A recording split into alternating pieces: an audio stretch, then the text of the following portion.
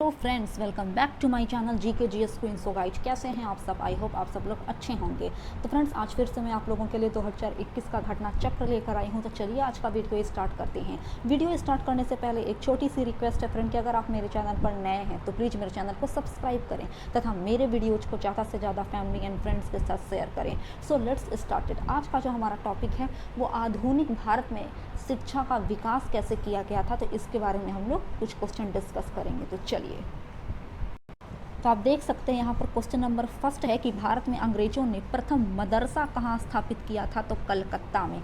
ठीक है ना। 1781 ईस्वी में वारन हेस्टिंग्स के द्वारा कलकत्ता में भारत का पहला मदरसा स्थापित किया गया था। ये जो पार्टिकुलर वर्ड है ना, मदरसा, ये एक उर्दू लैंग्वेज का वर्ड है जिसका मतलब होता है कि वैसी शैक्षणिक संस्थाएं जहाँ पर जनरली उर्दू, फारसी, अरबी लैंग्वेज को प्रोत्साहित किया जाता है, पढ़ाया जाता था, तो उसी को ही मदरसा कहते हैं। नेक्स्ट सेकंड है कि एशियाटिक सोसाइटी ऑफ बंगाल के संस्थापक थे। Option number A, sir William Jones. ठीक है ना। इन्होंने 1784 ईस्वी में एशियाटिक सोसाइटी ऑफ बंगाल की स्थापना की थी बंगाल में। इसका मुख्य उद्देश्य यानी मोटो क्या था? तो इस एशियाटिक सोसाइटी ऑफ बंगाल की स्थापना करने का मोटो था एशिया के सामाजिक तथा प्राकृतिक इतिहास, पुरातत्व संबंधी कला, साइंस और साहित्य का स्टडी किया जा सके। तो चलिए आगे बढ़ रहे हैं क्वेश्चन नंबर थर्ड की तरफ कि वाराणसी में प्रथम संस्कृत महाविद्यालय की स्थापना किसने की थी? तो जोनाथन डंकन ने की थी। कब की थी? तो 1791, 1791 में। नेक्स्ट क्वेश्चन नंबर फोर्थ, यहाँ पर कथन और कारण है, तो इसका जो करेक्ट आंसर है फ्रेंड वो ऑप्शन नंबर ए हो जाएगा। यानी ए तथा आर दोनों सही है तथा आर ए की सही व्याख्या भी कर रहा है। कथन है कि बंगाल की एशियाटिक सोसाइटी की स्थापना वारन हेस्टिंग्स के शासनकाल में सर विलियम जोन्स के द्वारा की गई। ठीक है। और कारण है कि वारन हेस्टिंग्स स्वयं एक उद्भट विद्वान तथा प्राप्त विद्या का प्रखर समर्थक था, जो संस्कृत, फारसी व अरबी के अध्ययन को मोटिवेट करता था। तो इसका करेक्ट आंसर ऑप्शन नंबर ए हो जाएगा। दोनों के दोनों सही हैं। और अगर वारन हेस्टिंग्स की बात करें तो he worked as a governor general of Bengal since 1774 to 1785, और इसी दरमियान उसने 1784 ईस्वी में उसके शासनकाल में एशियाटिक सोसाइटी ऑफ बंगाल की स्थापना की गई थी। क्यों की गई थी? तो अभी जस्ट हम लोग इसके प्रीवियस क्वेश्चन में डिस्कस कर चुके हैं। तो चलिए आगे बढ़ रहे हैं क्वेश्चन नंबर फिफ्थ की तरफ। निम्नलिखित में से किसे पेरिस की रॉयल एशियाटिक सोसाइटी की सदस्यता प्रदान की गई थी? तो option number B is correct, यानी माइकल मधुसूदन दत्त को। तो रॉयल एशियाटिक सोसाइटी की अगर बात करें तो इसकी स्थापना हुई थी 1822 ईस्वी में, और उसके 7 साल बाद यानी 1829 ईस्वी में माइकल मधुसूदन दत्त को इसका सदस्य के तौर पर नियुक्त किया गया था। तो चलिए सिक्स्थ की बात करते हैं कि निम्नलिखित अंग्रेजों में से वह कौन था जिसने सर्वप्रथम श्रीमद् भागवत गीता का अंग्रेजी में ट्रांसलेट किया था? तो चार्ल्स विल्किंस ने यह कदम उठाया था, जिसने श्रीमद् भागवत गीता को ट्रांसलेट हिंदी टू इंग्लिश। और कब किया था? तो 1785 ईस्वी में किया था फ्रेंड्स। 1785 ईस्वी में किया था ये। तो चलिए सेवेंथ नंबर है कि निम्नलिखित में से किसने कालिदास की प्रसिद्ध रचना शकुंतला का पहली बार अंग्रेजी में अनुवाद किया था? तो सर विलियम जोन्स ने 1789 ईस्वी में कालिदास की एक बहुत ही प्रसिद्ध रचना थी अभिज्ञान शकुंतलम या शकुंतला, दोनों एक ही चीज़ है, तो इसको कन्वर्ट किया था। किसने किया था? तो सर विलियम जोन्स ने 1789 ईस्वी में। और जब ये मतलब कि कन्वर्सन हो गया, ट्रांसलेशन हो गया, तो उसके बाद फिर से ये 5 एडिशन में ये बुक को प्रकाशित किया गया था। तो चलिए 8th नंबर है कि स्वतंत्रता पूर्व अवधि में ब्रिटिश सरकार द्वारा भारत में आधुनिक शिक्षा के प्रसार का मुख्य उद्देश्य था। Option number A is correct, यानी छोटे प्रशासनिक पदों पर नियुक्ति हेतु शिक्षित भारतीयों की आवश्यकता। देखिए ब्रिटिश काल के दौरान अंग्रेजों द्वारा अंग्रेजी शिक्षा का पूरा फोकस किया गया था अंग्रेजी शिक्षा पर, जिसका मेन मोटो था प्रशासन का खर्च कम करने की चिंता। इसके लिए ब्रिटिश गवर्नमेंट ने एजुकेटेड इंडियंस की संख्या इंक्रीज करना चाहती थी ब्रिटिश गवर्नमेंट, जिससे प्रशासन और ब्रिटिश व्यवसायिक के छोटे कर्मचारियों की और बढ़ती हुई ज़रूरतों को फुलफिल किया जा सके, पूरा किया जा सके। तो चलिए 9th की तरफ बढ़ रहे हैं कि ब्रिटिश सरकार के किस अधिनियम ने सबसे पहली बार भारत में शिक्षा के लिए 1 लाख रुपए दिए थे? तो चार्टर एक्ट 1813 का। इसमें जो मतलब कि प्रोत्साहन राशि दी गई थी एज ए स्कॉलरशिप के रूप में 1 लाख रुपए रखे गए थे। तो चलिए 10th की अगर बात करें तो वुड डिस्पैच के बारे में निम्नलिखित में से कौन सा कथन सत्य है, तो ऑप्शन नंबर ए यानी केवल फर्स्ट और सेकंड, ठीक है ना। तो वुड डिस्पैच की अगर बात करें, जिसे वुड का घोषणा पत्र भी कहते हैं, तो वुड डिस्पैच जो थी ना वो ब्रिटिश ईस्ट इंडिया कंपनी को बोर्ड ऑफ कंट्रोल के अध्यक्ष वुड द्वारा 1854 ईस्वी में जारी किया गया था। इस घोषणा पत्र में भारतीय शिक्षा पर एक व्यापक योजना प्रस्तुत की गई थी। इस घोषणा पत्र में शिक्षा के उद्देश्य, माध्यम, सुधारों आदि पर भी विचार विमर्श किया गया था। वुड डिस्पैच को भारत में अंग्रेजी शिक्षा का मैग्ना कार्टा भी कहा जाता था। The most important question from the exam point of view, यानी कई बार एग्जाम में पूछे गए हैं कि भारत में अंग्रेजी शिक्षा का मैग्ना कार्टा किसे कहते हैं, तो चार्ल्स वुड के डिस्पैच को। प्रस्ताव में सरकार ने पाश्चात्य शिक्षा यानी इंग्लिश मीडियम के प्रसार को अपना मोटो बनाया था। उच्च शिक्षा को अंग्रेजी लैंग्वेज के माध्यम से दिए जाने पर फोकस दिया गया, परंतु साथ ही देसी भाषा के विकास को भी इम्पोर्टेंस दिया गया था इसमें। इस घोषणा पत्र के अकॉर्डिंग लंदन यूनिवर्सिटी के आधार पर भारत के भी 3 क्षेत्र कलकत्ता, बम्बई तथा मद्रास, ये तीनों शहर में यूनिवर्सिटी स्थापित करने की व्याख्या की गई थी 1854 के वुड डिस्पैच में। और यहाँ ये तीनों क्षेत्र में यूनिवर्सिटी बनकर तैयार हुई थी इसके 3 साल बाद यानी 1857 में। तो चलिए आगे बढ़ रहे हैं क्वेश्चन नंबर 11 की तरफ कि चार्ल्स वुड का आदेश पत्र निम्नलिखित में से किससे संबंधित था, तो शिक्षा से। और अभी हम लोग पूरी अच्छी तरह से पढ़ चुके हैं कि चार्ल्स वुड का जो घोषणा पत्र था जिसे उसने मतलब कि तैयार किया था 19 जुलाई 1854 को जारी किया था। उस घोषणा पत्र में किस किस चीज़ को फोकस किया गया था ये भी है। उसी घोषणा पत्र के तहत 1854 में यह निर्णय लिया गया था कि लंदन यूनिवर्सिटी के तर्ज पर भारत के 3 स्थान कलकत्ता, बम्बई तथा मद्रास में यूनिवर्सिटी की स्थापना की जाएगी। और उसके जस्ट 3 साल बाद यानी 1857 ईस्वी में इन तीनों पार्टिकुलर प्लेस पर भारत में सबसे पहली बार विश्वविद्यालय यानी यूनिवर्सिटियों का स्थापित किया गया था यूनिवर्सिटियों को। तो चलिए 12th है कि हंटर कमीशन की रिपोर्ट में विकास पर विशेष जोर दिया गया था प्राथमिक शिक्षा को, ठीक है ना। 1854 ईस्वी के पश्चात शिक्षा के क्षेत्र में हुई प्रगति की समीक्षा करने के लिए 1822 ईस्वी में डब्ल्यू हंटर की अध्यक्षता में एक कमेटी यानी एक आयोग नियुक्त की गई थी जिसे हंटर कमीशन कहा गया। इस आयोग की रिपोर्ट में प्राथमिक शिक्षा में सुधार एवं विकास पर विशेष बल दिया गया था।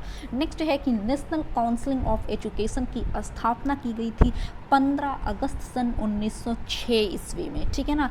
राष्ट्रीय शिक्षा के क्षेत्र में सर्वप्रथम वर्ष 1905 ईस्वी में रंगपुर नेशनल स्कूल की स्थापना की गई। देखिए यहाँ पर से एक नया क्वेश्चन जनरेट हो रहा है, राइज किया जा रहा है कि रंगपुर नेशनल स्कूल को कब स्थापित किया गया था, तो सन 1905 ईस्वी में। उसके बाद 16 नवंबर 1905 ईस्वी को कलकत्ता में एक सम्मेलन का आयोजन किया गया। इस सम्मेलन में राष्ट्रीय साहित्यिक, वैज्ञानिक तथा तकनीकी शिक्षा देने के लिए नेशनल काउंसिल ऑफ एजुकेशन की स्थापना की गई। 15 अगस्त 1906 ईस्वी को राष्ट्रीय शिक्षा परिषद की स्थापना की गई थी। तो चलिए आगे बढ़ रहे हैं क्वेश्चन नंबर 14 की तरफ कि सैडलर आयोग संबंधित था शिक्षा से, ठीक है ना फ्रेंड्स। सैडलर आयोग की अगर बात करें तो सन 1917 ईस्वी में सरकार ने कलकत्ता यूनिवर्सिटी की संभावनाओं के अध्ययन तथा रिपोर्ट के लिए एक आयोग नियुक्त की गई थी। और इस आयोग के मतलब कि डॉक्टर M.E. सैडलर जो लीड्स यूनिवर्सिटी के उप कुलपति थे उनको इसका अध्यक्ष नियुक्त किया गया। इस आयोग का विचार था कि यदि यूनिवर्सिटी शिक्षा का सुधार करना है तो मेनली किस पर फोकस किया जाना चाहिए कि माध्यमिक शिक्षा पर फोकस किया जाना चाहिए। इसने वर्ष 1904 के विश्वविद्यालय अधिनियम की कड़ी निंदा, कड़ी बुराई की थी सैडलर आयोग ने और कहा था कि इससे कॉलेज तथा विश्वविद्यालय शिक्षा का ठीक समन्वय नहीं हो सकता है। नेक्स्ट 15th है कि शिक्षा में सुधार हेतु ब्रिटिश सरकार ने सैडलर विश्वविद्यालय आयोग कब गठित किया, तो 1917 में, जिसके अध्यक्ष किसे नियुक्त किया गया, तो सैडलर को, सैडलर नामक व्यक्ति। नेक्स्ट 16th है कि 1902 ईस्वी में लॉर्ड कर्जन ने 2 भारतीय सदस्यों को सम्मिलित करते हुए एक यूनिवर्सिटी आयोग गठित किया। वे दोनों भारतीय कौन थे, तो देखिए फ्रेंड यहाँ पर हम लोग देख सकते हैं कि डी और बी दोनों दिया बट ये मिसप्रिंट हो गया। इसका जो करेक्ट आंसर है ना वो डी है। क्या है, डी, यानी सैयद हुसैन बिलग्रामी तथा न्यायमूर्ति गुरुदास बनर्जी, ये दोनों वे भारतीय थे। वायसराय लॉर्ड कर्जन ने शैक्षणिक सुधारों के तहत 1902 ईस्वी में सर टॉमस रैले की अध्यक्षता में एक यूनिवर्सिटी आयोग का गठन किया। इस आयोग के सदस्यों में 2 भारतीय इंक्लूड थे, सैयद हुसैन बिलग्रामी तथा न्यायमूर्ति गुरुदास बनर्जी।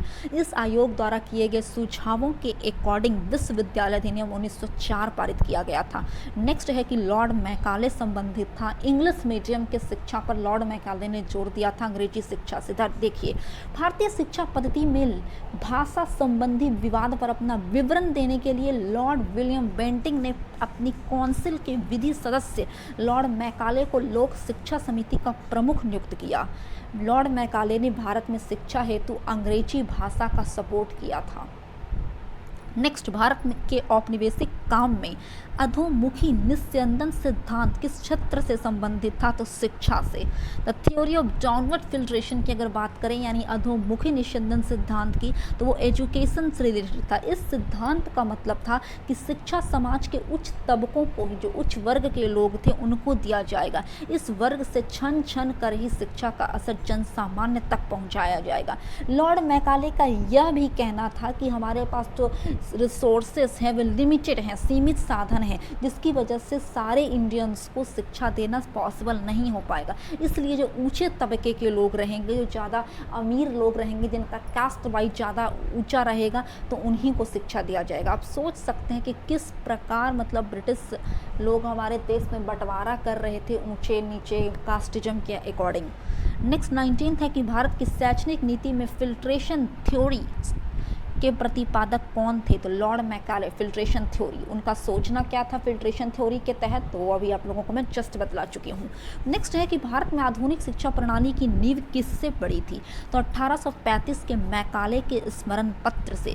देखिए, भारत में अगर मॉडर्न एजुकेशन की बात करते हैं, आधुनिक शिक्षा प्रणाली की नींव, तो ये 1835 के लॉर्ड मैकाले के स्मरण पत्र यानी मिनट से पड़ी थी।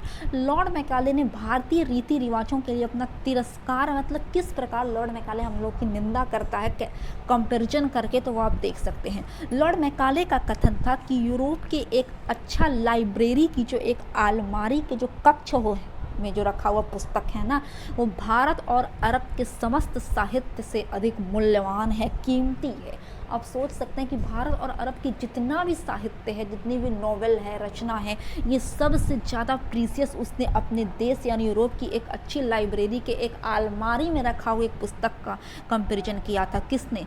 तो लॉर्ड मैकाले ने। लॉर्ड विलियम बेंटिंग के काल में 7 मार्च 1835 के प्रस्ताव द्वारा मैकाले का दृष्टिकोण अपना लिया गया। नेक्स्ट क्वेश्चन है कि निम्नलिखित में से किन से भारत में अंग्रेजी शिक्षा की नींव पड़ी थी? तो 1813 का जो चार्टर एक्ट था, वो जस्ट हुआ है कि इसके द्वारा स्कॉलरशिप की राशि फिक्स की गई थी 1 लाख रुपया।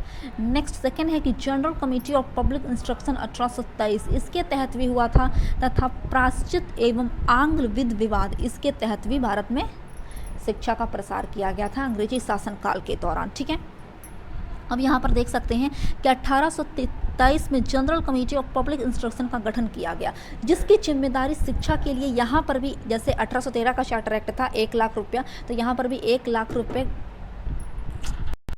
तो यहाँ पर भी 1 लाख रुपये प्रोत्साहन राशि रखी गई थी 1823 के general committee of public instruction के जरिए भी।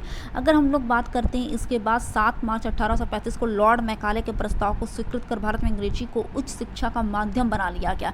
भारत में आंग्ल शिक्षा के समर्थकों का नेतृत्व मुनरो एवं एल्फिंस्टन, जबकि H.T. प्रिंसेप प्राच्य शिक्षा के समर्थकों के नेतृत्व करता थे।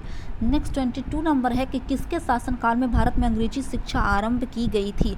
तो लॉर्ड विलियम बेंटिंग के शासनकाल में। जब वो गवर्नर जनरल था, तो इसी के शासनकाल में, लॉर्ड विलियम बेंटिंग के शासनकाल में 7 मार्च 1835 ईस्वी को लॉर्ड मैकाले का प्रस्ताव की स्वीकृति प्रदान कर दी गई, जिससे भारत में अंग्रेजी को उच्च शिक्षा का माध्यम मान लिया गया था। भारत में आंग्ल शिक्षा के समर्थकों का नेतृत्व मुनरो एवं एल्फिंस्टन ने किया था, जबकि H.T. प्रिंसेप प्राच्य शिक्षा के समर्थकों के नेतृत्व करता थे। नेक्स्ट 23 है कि भारत में प्रथम 3 विश्वविद्यालय कलकत्ता, मद्रास तथा बम्बई की स्थापना कब की गई थी? तो देखिए, जब 1854 का वुड डिस्पैच यानी वुड का घोषणा पत्र आया था, तो उसके तहत चार्ल्स वुड ने यह निर्णय लिया था कि यहाँ पर इस तीनों जगह पर लंदन यूनिवर्सिटी के आधार पर यूनिवर्सिटी की स्थापना की जाएगी कलकत्ता, मुंबई तथा मद्रास में, बट बनते बनते टाइम लगा और 3 साल बाद ये फाइनली 1857 में बनकर यूनिवर्सिटी यानी विश्वविद्यालय कंप्लीट हो गया। नेक्स्ट है कि किसके सतत प्रयासों में बम्बई में प्रथम वुमेन यूनिवर्सिटी की स्थापना की गई थी, तो डी.के. कर्वे। डी.के. कर्वे की अगर बात करें ना तो सन 1916 ईस्वी में बम्बई में प्रथम महिला विश्वविद्यालय की स्थापना इन्हीं के प्रयासों से की गई थी। ये महाराष्ट्र के एक बहुत ही अच्छे और बड़े समाज सुधारक थे। इन्होंने विधवा पुनर्विवाह की भी के लिए मतलब कि काफ़ी ज़्यादा मतलब कि समाज सुधारक का काम किया था। विधवा विवाह प्रतिबंध निवारक मंडली की भी स्थापना की थी। यहाँ तक कि इन्होंने स्वयं एक विधवा से ही शादी किया था। वर्ष 1958 ईस्वी में इन्हें भारत रत्न भी दिया जाता है। नेक्स्ट 25 है कि डेक्कन एजुकेशन सोसाइटी की स्थापना से कौन संबंधित था, तो बाल गंगाधर तिलक। देखिए, डेक्कन एजुकेशन सोसाइटी की स्थापना 1880 ईस्वी में मूलतः न्यू इंग्लिश स्कूल के प्रारंभ के साथ पुणे में की गई थी तथा 1884 ईस्वी में डेक्कन एजुकेशन सोसाइटी औपचारिक रूप से गठित की गई। इस संस्था के संस्थापक में वी.के. चिपलूणकर, बाल गंगाधर तिलक, एम.बी. नामजोशी और गोपाल गणेश आगरकर प्रमुख थे। जस्टिस रनाडे इस सोसाइटी के संस्थापक नहीं थे। यहाँ पर आप देख सकते हैं ऑप्शन में जस्टिस रनाडे है, तो डेक्कन एजुकेशन सोसाइटी की संस्थापक नहीं थे, हालांकि इनके 5 संरक्षकों में से एक थे। नेक्स्ट 26 है कि निम्नलिखित कॉलेजों में सर्वप्रथम किसकी स्थापना की गई थी, तो हिंदू कॉलेज कलकत्ता की स्थापना की गई 1817 ईस्वी में। कब की गई? 1817 में डेविड हेयर और अलेक्जेंडर डफ के साथ मिलकर राजा राम मोहन राय ने इसकी स्थापना की थी। अगर बात करेंगे हम लोग दिल्ली कॉलेज की, तो इसकी स्थापना 1824 में की गई। मेयो कॉलेज की स्थापना अजमेर में 1875 में की गई तथा मुस्लिम एंग्लो ओरिएंटल कॉलेज की स्थापना अलीगढ़ में 1875 ईस्वी में की गई। तो चलिए 27 है कि Mohammedan Anglo oriental college Aligarh की स्थापना निम्नलिखित में से किस वर्ष हुई थी, तो अभी जस्ट हम लोग बतला चुके हैं कि 1875 में हुई थी अलीगढ़ में। यहाँ पर आप देख सकते हैं ऑप्शन नंबर सी करेक्ट है। नेक्स्ट है कि डेविड हेयर और अलेक्जेंडर डफ के साथ मिलकर निम्नलिखित में से किसने कलकत्ता में हिंदू कॉलेज की स्थापना की थी, तो राजा राम मोहन राय ने। कब? तो 1817 ईस्वी में। नेक्स्ट 29 है कि भारत में औपनिवेशिक शासन के दौरान शैक्षणिक संस्थाओं के संदर्भ में निम्नलिखित युग्मों पर विचार कीजिए। तो चलिए एक एक करके देखते हैं। यहाँ पर correct answer option number B है, यानी केवल सेकंड यहाँ पर सही है कि कलकत्ता मदरसा की स्थापना वॉरेन हेस्टिंग्स ने की थी। बिल्कुल सही बात है। कब की थी? तो 1781 ईस्वी में की थी। अगर बनारस का संस्कृत कॉलेज की अगर बात करते हैं तो इसकी स्थापना विलियम जोन्स ने नहीं बल्कि जोनाथन डंकन ने 1791 में की थी तथा फोर्ट विलियम कॉलेज की अगर बात करें तो इसकी स्थापना आर्थर वेलेस्ली ने नहीं, लॉर्ड वेलेस्ली ने 1800 ईस्वी में की थी। आप कंफ्यूज मत होइएगा, आर्थर वेलेस्ली और लॉर्ड वेलेस्ली दोनों अलग अलग व्यक्ति थे। तो चलिए 30 की तरफ बढ़ रहे हैं कि वेलेस्ली ने कलकत्ता में फोर्ट विलियम कॉलेज की स्थापना किस लिए की थी, तो अभी जस्ट हो चुका है फ्रेंड कि सन 1800 ईस्वी में लॉर्ड वेलेस्ली ने फोर्ट विलियम कॉलेज की स्थापना कलकत्ता में की थी। क्यों की थी? तो वो ब्रिटिश नागरिकों को भारत में प्रशासन हेतु प्रशिक्षित करना चाहता था, यानी उनको ट्रेंड करना चाहता था, ट्रेनिंग देना चाहता था। नेक्स्ट 31 की अगर बात करें तो निम्नलिखित में से किसने भारतीय यूनिवर्सिटियों में धार्मिक शिक्षा के लिए प्रबल रूप से वकालत की थी, तो मदन मोहन मालवीय। क्योंकि मदन मोहन मालवीय अगर पेशे की बात करें तो ये एक एडवोकेट थे, यानी एक वकील थे, और वे चाहते थे कि भारत के जो बड़े बड़े यूनिवर्सिटी हैं, विश्वविद्यालय हैं, तो उसमें सिर्फ अंग्रेजी शिक्षा का नहीं बल्कि धार्मिक शिक्षा का भी प्रचार प्रसार हो सके, धार्मिक शिक्षा का भी वहाँ पर लोग एजुकेट मतलब कि शिक्षा ग्रहण कर सके, तो इसीलिए उन्होंने वकालत की थी इसके लिए। तो चलिए 32 नंबर है कि बीएचयू विश्वविद्यालय का शिलान्यास निम्न में से किसने किया था, तो लॉर्ड हार्डिंग के समय में बनारस हिंदू विश्वविद्यालय का शिलान्यास किया गया था और लॉर्ड हार्डिंग के जरिए ही किया गया था। वो शुभ दिन बसंत पंचमी का था और 4 फरवरी 1916 ईस्वी को बसंत पंचमी के दिन उस समय के वायसराय लॉर्ड हार्डिंग ने शिलान्यास किया था बीएचयू का। नेक्स्ट 33 है कि निम्नलिखित में से किसे सर्वप्रथम केंद्रीय विश्वविद्यालय घोषित किया गया, तो बनारस हिंदू विश्वविद्यालय वाराणसी को, और इसकी स्थापना का श्रेय 1916 ईस्वी में मदन मोहन मालवीय जी को जाता है। तो चलिए आज के लिए बस इतना ही, कल मिलते हैं एक नए टॉपिक के साथ, तब तक के लिए जय हिंद जय भारत।